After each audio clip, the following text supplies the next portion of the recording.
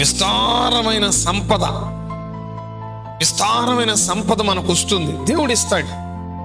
యోధా రాజైన ఆసా కుమారుడైన యెహోషాపాతు రాజీ పడి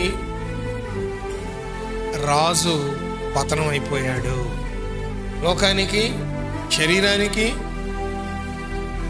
దేవునికి వ్యతిరేకమైన క్రియలు చేయడానికి రాజీ పడి రాజు పతనం అయిపోయాడు. ప్రారంభ దినాల్లో చూస్తే అతడు ఎంతో ఐశ్వర్య ఘనతలు దేవుని ద్వారా పొందుకున్నాడు, కావలి ఉంచాడు, పటిష్టపరిచాడు, దేశాన్ని సంరక్షించుకున్నాడు, దేవుని మార్గంలో నడవడానికి సిద్ధపడ్డాడు.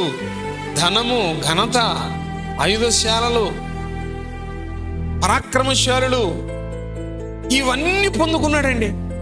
దేవుడు ఆశీర్వదించాడు. నమ్మకంగా ఉన్నాడు, కష్టపడి పనిచేశాడు, యథార్థవంతుడుగా ఉన్నాడు, దేవునికి ఇష్టడుగా ఉన్నాడు. దేవుడు అన్ని విధాలా అతన్ని ఆశీర్వదించాడు.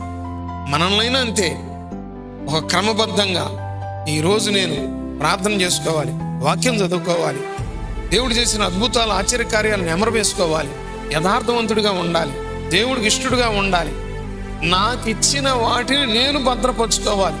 మనం కూడా